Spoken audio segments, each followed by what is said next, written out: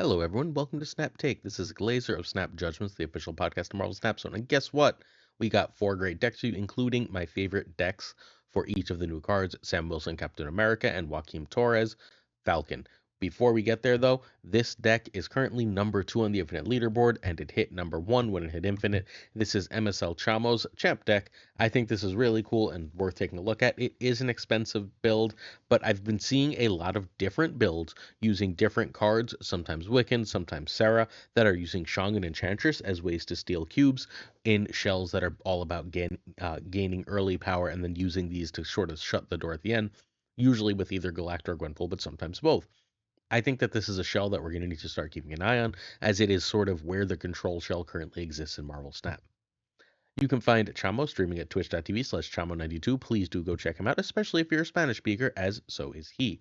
This deck needs Zabu and Kate, which means that there's an awful lot of replacements. Some of them are higher series, some are not. Thena can be Angela. You don't lose too much there. Thena is really good, but sometimes you're going to want to play more than 2 cards, and Thena can be restricting.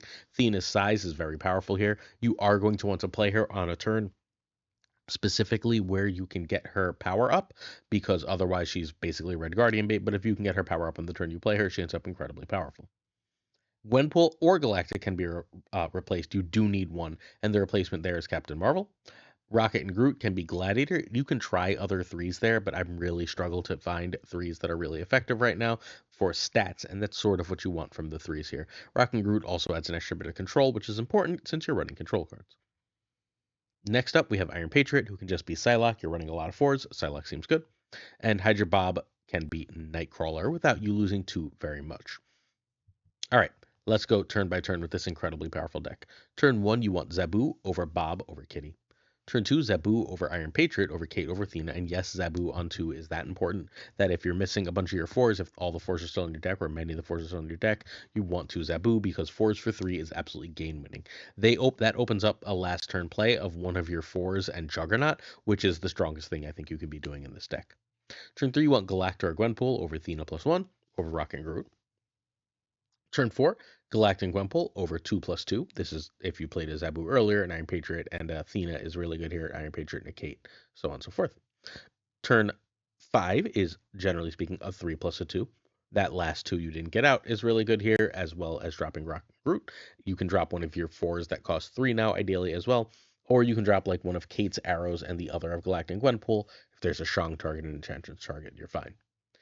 Turn 6 is whichever control cards you can, and if you can do true control cards without priority, you usually win the game.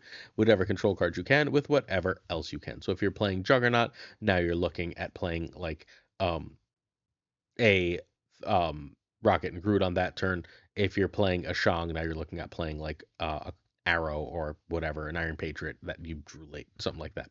So that's how you play this list. It is very strong. It is control, so the win rate is not always the highest, but the cube rate is absolutely through the roof. Give this one some love and time to play. Next up, we'll talk about the best Sam Wilson deck I tried. But before we get to the best Sam Wilson deck I tried, I wanted to take one last look at this and then ask you to hit that sub button if you're willing. We do on the channel at least 7 days a week of Marvel Snap videos. We cover every bundle. We cover every deck faster than anyone else. We have the most comprehensive Marvel Snap coverage in the game. If you want that, please hit that sub button. You don't even have to leave this page. Right at the bottom right of your screen, you can see it right down there. Right at the bottom right of your screen. Actually, I don't know if I pointed the right way. I'm not sure how this mirroring works. Whatever. At the bottom right of your screen, you'll see a little YouTube looking button. If you press that, all of a sudden you're subbed. It helps us out a huge amount, and hopefully you find value in the channel. We've got a ton of people that follow us that are finding great value in the channel. Hopefully you'll be one too. In addition, we are trying to give away as many season passes as possible, which means every single video this week comes with a chance to win a season pass. All you have to do is be subbed, following, and then later this video, I'll ask a question. You answer that question, all of a sudden, you are entered to win a season pass. You can win a free Sam Wilson Captain America pass. All right. Ika's Spaced Out was the very best version of the Sam Wilson Captain America deck I played. It was also the deck that he played most of the Sam Wilson decks and had the most success with. This felt incredibly strong. Longtime viewers should know I'm sort of a sucker for the Luke Cage anti-venom combo, but this one has a lot of play. This is genuinely the very best I've ever felt Spectrum play. I cannot urge you to try this enough. I think that this list is incredibly, incredibly strong. All right, you can find our friend Ika, one of the best deck builders and brewers in Marvel Snap, at twitch.tv/Ika_MTS. This deck needs Sam Wilson, otherwise you're not running the deck, right? Like that extra ongoing is incredibly important. Moonstone is pivotal here. Anti-Venom and Captain America. If you're missing speed, you can run Punisher. Ravonna is borderline needed. You can try another 2 ongoing. There's not a great one here really for you, but feel free to throw like a Mojo in there or whatever, or you can try running Psylocke in that spot. Um, Ravonna is often like a nothing burger in the deck, but when she works, she really, really works. Let's go over card by card before we do turn by turn here.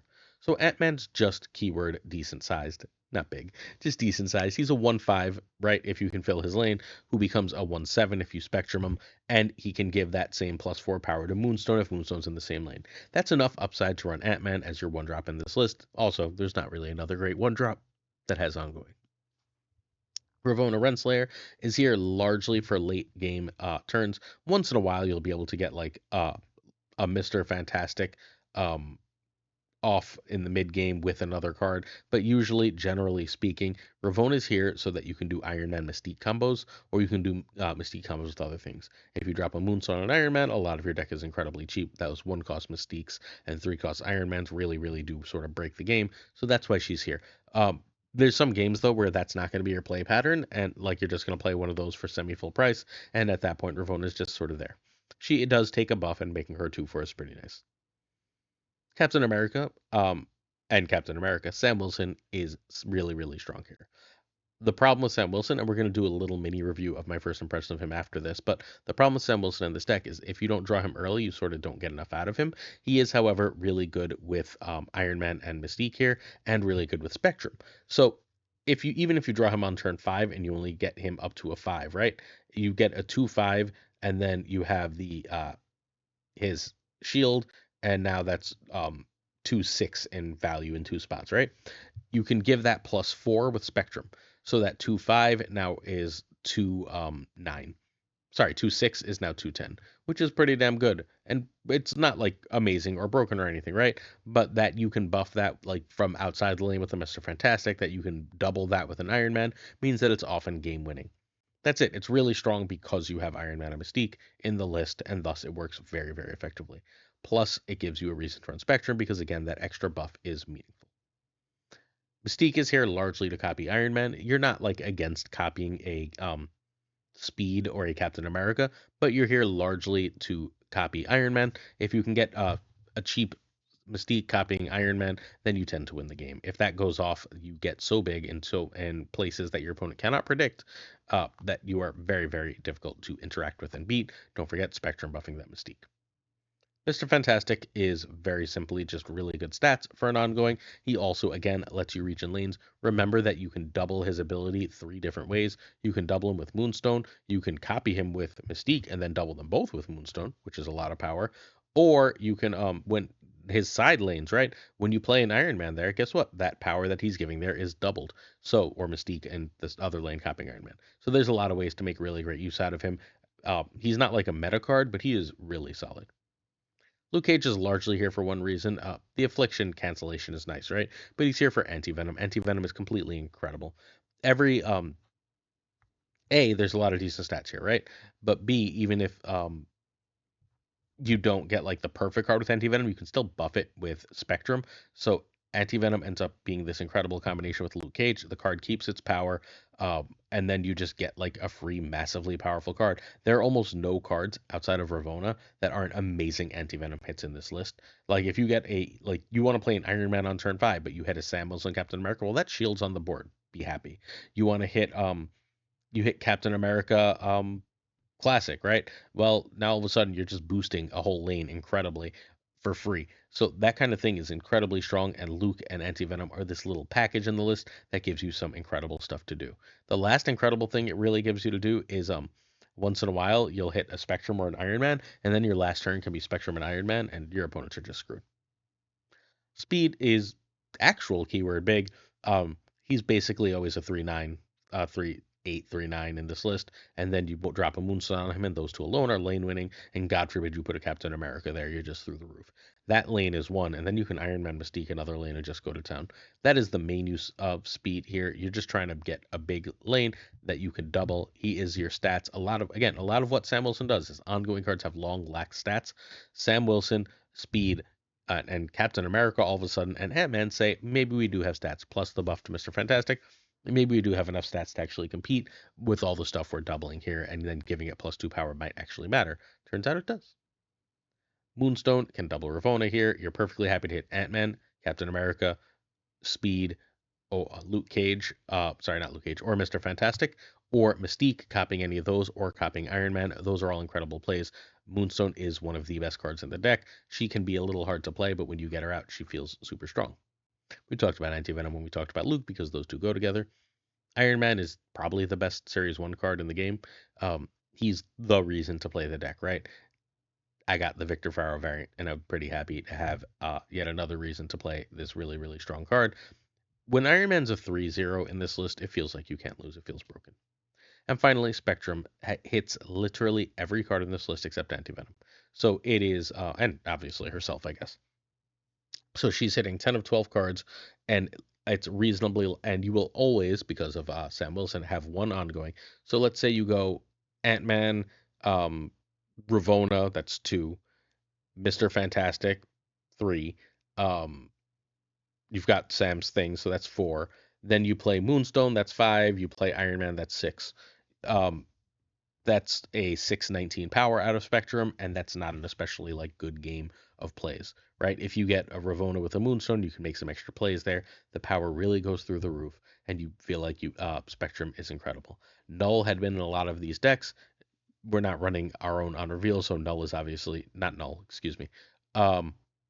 Gore had been in a lot of these decks. We're not running our own on reveals, so Spectre makes a lot more sense. And honestly, she puts up so much power. Not tall power, but wide power, that she's amazing here. And let Iron Man handle going tall. Or you can Moonstone speed Captain America lane and then watch the numbers go, oh my gosh. So yeah, really, really great stuff here.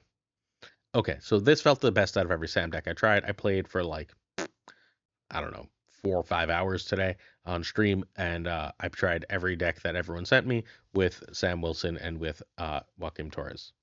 Turn 1, you want Ant-Man. Turn 2, you want Sam over Ravonna, because you can start getting Sam immediately. Turn 3, Luke if Anti-Venom. If not, whichever of the ongoing 3s fits. You can also drop Ravonna here just fine. Turn 4, Moonstone if Ravonna. Cap or Mr. Fantastic. Anti-Venom if you didn't play any of those cards. Or Anti-Venom if the big stuff is in your deck and you feel like you might hit it. Turn 5, Iron Man or Anti-Venom is Moonstone is still totally fine here. Turn 6, Iron Man and Mystique or Spectrum. And then you usually win. That's just a lot of power. All right, we're going to look at the new Falcon bounce that worked the best. But first, one last look at this. I think this is the best Sam Wilson Captain America home. It's a really, really powerful shell, and I hope you have enough cards to give this one a go. Also, remember, if you don't own Anti-Venom, the card is coming back in the, not spotlights, but for 4,500 gold at the end of this month. Please do buy it if you are missing the card. It is great. All right, let's talk quickly about Sam Wilson. My initial impression is that this card is fine. It's a good card in exactly ongoing and Doctor Doom 2099 shells, and it might be good in some Cull Scar stuff. Outside of that, I don't think this is because that Cull Star stuff often runs Craven, and then you could just ignore the other Captain America, run Sam Craven, use this for Cull and call it a day. That's the shells that this goes in. I'd be surprised if too many others really came up. If you like those 3 shells, if you like Doom 2099, it's not required, but it's good there. It's required if you want to play classic pure ongoing, and if you want to play Heimdall-esque, Craven-esque, Cull-esque move, I think he's going to be a required card. Outside of that, you have to really want to have something to do with that shield. Usually, if you're not drawing Sam, and Sam himself feels very weak if you don't draw him on curve or right after on curve, like turn 3. So it's worth knowing that this is an amazing card if it's completely on curve, but the second you start getting off curve, it's not super impressive. This is nowhere near as good as Iron Patriot. This is nowhere near as good as Galacta. This is nowhere near as good as Surtur. This is nowhere near as good as it's not even on the same planet as the original Agent Venom. It is a worse card, but still a good card. It's a card that has decks that it goes in, but is nowhere near as omnipresent and meta defining. That's my initial feeling. I reserve the right, obviously, to change my mind because we are not even 24 hours into the release of this card. Hey, I'll be streaming tonight at 8:30 p.m. Usually Wednesdays are my right after work stream, but tonight we'll be recording the podcast with the Pirate King Tucker, where we go over all the new cards for the season, including the Datamine cards. So make sure you come check that out, please, at twitch.tv/PulseGlazer. All right, season pass question. What is your first impression of these new cards, Sam Wilson and Joaquin Torres? Whether you have them or not, I'm sure you've played against them. What are your impressions of them? Drop it in the comments in order to win a season pass. Next up, Sizer's actual bounce. He played the bounce list we featured yesterday. He edited, and ended up with this deck.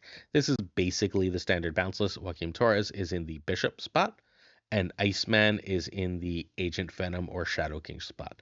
Those are the two differences between this and normal bounce, but it did feel really good into the meta in a way that bounce has in a little while. I'm not sure if Joaquin Torres is needed for that, but he does make you a little less susceptible, a little less likely to get your face beaten off by Red Guardian, and there's also just a touch less Red Guardian.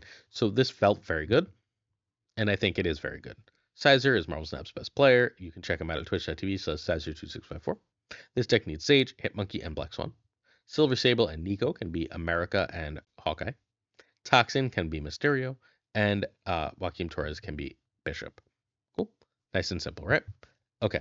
Sizer had like a 65% win rate. He's not quite infinite yet, but he played a bunch on his before he had to go to bed for work.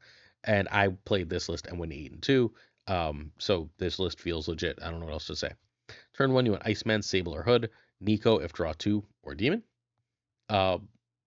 If you don't have a second 2, right? Like if you don't have, a 2 to play, and you have exactly 2 1s, play Hood first because then you have 2 1s to play the next turn. You're running 3 bounce cards, you'll see enough. Turn 3 is Torres over a 2-drop. Turn 4 is Swan and then a couple cards on Torres. Turn 5 is bounce the cards on Torres and trigger Swan. Well, bounce as many ones as you can. Falcon is perfect for this, but you will bounce Torres on this turn. And then trigger Swan. Turn 6, replay all and Monkey Sage. Make sure your big ones go on Joaquin Torres. Sometimes you're going to want to, like, what Torres basically gives you is a third big payoff to play on this list, where, like, you used to really want Hitmonkey and Sage, or Bishop and Hitmonkey, or whatever, in order to win. Torres gives you a way to go really tall. He wasn't always great, right? Like, sometimes he was just sort of there, but he gave me sort of an ungodly amount of demons, and he allowed me to get, like, in one game, a 17 power Rocket Raccoon. Let me just tell you that 17 power Rocket Raccoon won his lane. Cool. So this is a very strong list. It is bounce is hard to play, but if you would like a tutorial, we got to set up and schedule a stream where I just do a pure bounce tutorial. I've got enough regulars at this point, right? One of my regulars, please remind me to do that at some point relatively soon in Infinite, where I will just take bounce decks and sort of do a big tutorial about how to play them, what you want to do. So I only like this in bounce. I think there's probably a Victoria hand home. The more I've played it, the more I'm pretty sure there's a Victoria hand home, but I'm not sure if anything else here is good. I played it in a lot of different shells and it just doesn't feel great. This really needs to be a 2-cost card. I know why it's not a 2-cost card, but right now I think it's just too expensive. This did not feel good. It didn't feel bad, right? Like it has a home, but I think this might be its only home. I hope I'm wrong, and I hope someone comes out with a completely busted deck tomorrow. But right now, the cost curve and there's only really one card, right? Like this card was clearly designed with a Red Wing that was a 1/2 that bounced 1 drops off him in mind, and that not being the case anymore means that only the previous Falcon actually interacts with him in the way you really want it to, and that's very frustrating. So I'm not the biggest fan here as far as Joaquin Torres goes. I think there's something here, but I'm not impressed. If you'd like to see a bunch of gameplay from my channel, check out the stream team. Today is Wednesday, so after the podcast ends, Game of Flash X should be live. Go check them out. Show some love. All right, Google it is a deck that one of my viewers sent me. He's right around me on the Infinite Leaderboard. Last season, I finished at around rank 270 on the Infinite Leaderboard last season, which is pretty good. Not my high, but pretty good. My third highest ever, I think. So he sent me this list and was like, try it. I tried it on stream. It felt incredibly strong. I think the meta yesterday was a little better for it than the meta today, but once the meta settles, this is one you're going to want to keep in mind. It's got so many cool tricks. So this is from Raptor, whose in-game name is Google It. This deck needs Kate, Bishop, Victoria Hand, Frigga, and Misery. Iron Patriot can be Valentina. Hydra Bob can be Maria Hill. Moonstone can be Wiccan or Rogue. Red Guardian can be Rogue or Juggernaut. So again, this finished right around the same level as I did last season and felt incredibly strong. Nico is if you have, Demon or Draw 2 is the turn 1 play. Otherwise, you play Hood if you have Misery, and if you don't have either of those things, you play Bob. Turn 2, Victoria Hand to Frigga. Your goal is to get 2 or 3 Victoria Hands and be completely brokenly powerful. You can otherwise play Iron Patriot over Kate or Victoria Hand. Turn 3, Frigga if Hand is better than 2+1. Turn 4, Moonstone or Misery. Don't hesitate to play a Moonstone alone. Victoria Hand in this deck is fundamentally Silver Surfer and a Surfer deck, where you really, really want to see it to win unless Iron Patriot gives you something silly. Moonstone or Misery. Turn 5, Hood and Misery. Like you could drop Hood, drop Misery straight on it, or you can make a bunch more stuff to play your like Kate Bishop, stuff like that. And then turn 6, you play it all and play Victoria Hand. That's usually enough. This list felt very good. This is the after like week 1, this is the one that has felt the best for me in quite a while. That Shang-Chi is an absolute cube thief. You're going to love to play this. You're going to love to see it. Give this one some run. I think you'll be really, really impressed. That's it. We're on to questions of the day, and then we're done. So DriveStort asks why the 80s are harder than the 90s, hard and the 90s are easy. The eye of the beholder, my friend. I know people that climb to 99 and then crank themselves down to 80, saying they flew through the 80s. Everything is eye of the beholder.